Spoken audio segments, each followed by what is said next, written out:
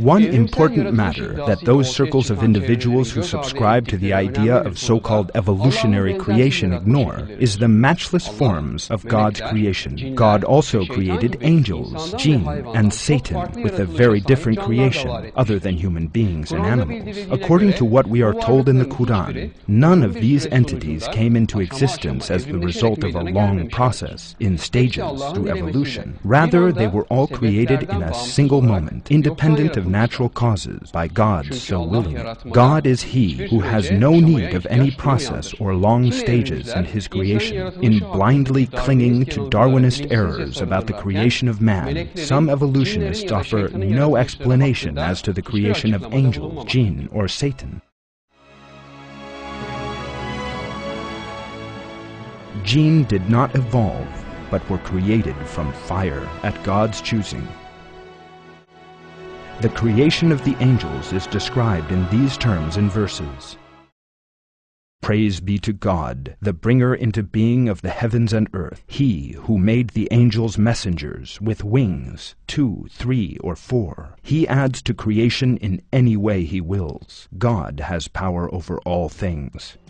As can be seen from this verse, angels are very different in appearance to human beings. Indeed, God draws attention to this different creation in the words, He adds to creation in any way He wills, as revealed in verses 49 and 50 of Surat An-Nahl.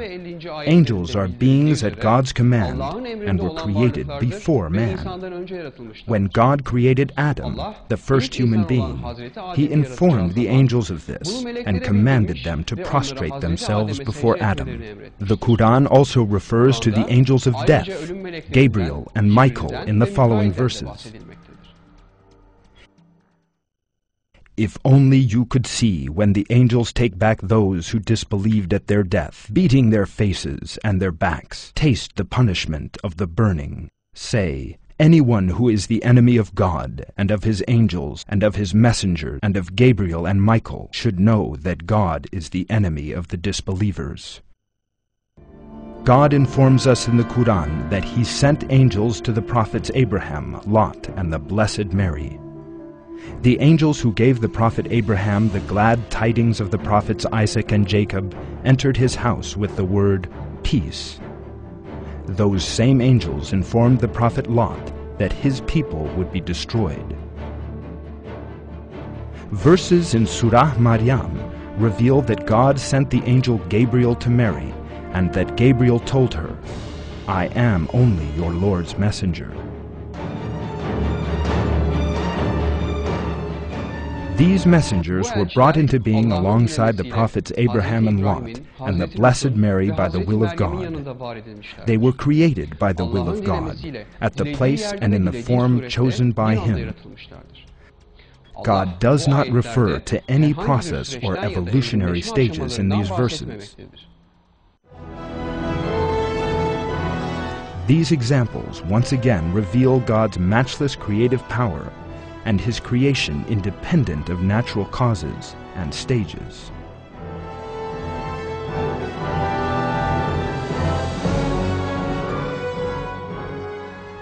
In the same way as that of the angels, the creation of man took place in a single moment, with God commanding him to be. No account of such miraculous creation appears in the works of certain Muslims who devote space to the outmoded deceptions of the theory of evolution in them.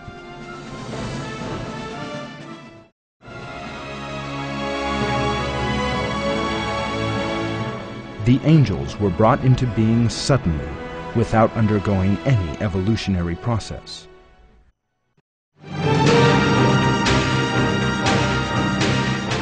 Like angels, the jinn's creation also differs from that of man.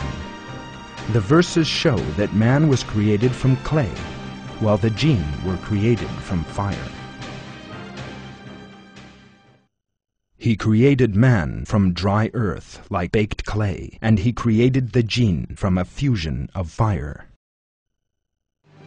In the Quran, God also reveals His purpose in creating man and the jinn. I only created jinn and man to worship me. It is clear from this that although man and the jinn are very different beings, they both were created to worship only God by living by the values He prescribed. God provides detailed information about jinn in the Quran, especially in Surah Jinn. They believe in God, they fear God, they submit to the Quran, they heed the Quran. In the story of the Prophet Solomon, related in the verses of Surat An-Naml, we are told that the jinn possess various abilities, such as that of transporting matter and moving very fast. As revealed in verse 119 of Surah Hud, the jinn will receive full recompense for their deeds on the Day of Judgment. Like the angel, the jinn were also created before man. When He created the Prophet Adam, peace be upon him, God commanded the angels and the jinn to prostrate before him. After that, He reveals that Satan is one of the jinn.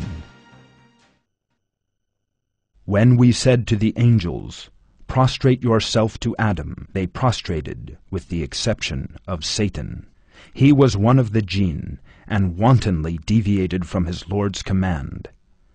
Do you take him and his offspring as protectors apart from me, when they are your enemy? How evil is the exchange the wrongdoers make. God created the jinn from a fusion of fire. There is no reference in the verses to any evolutionary process, chance, or any evolutionary mechanism, because there is no question of the jinn being created through evolution. They were brought into being in a single moment, by the will of God, undergoing no process, mutation, or natural selection.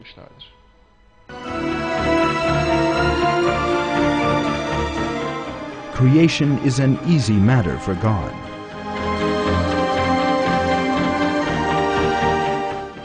Who creates from nothing and with no previous cause. Just as He created the angels and the jinn in different forms from nothing, He also created man as a separate being from nothing and with no need for evolution.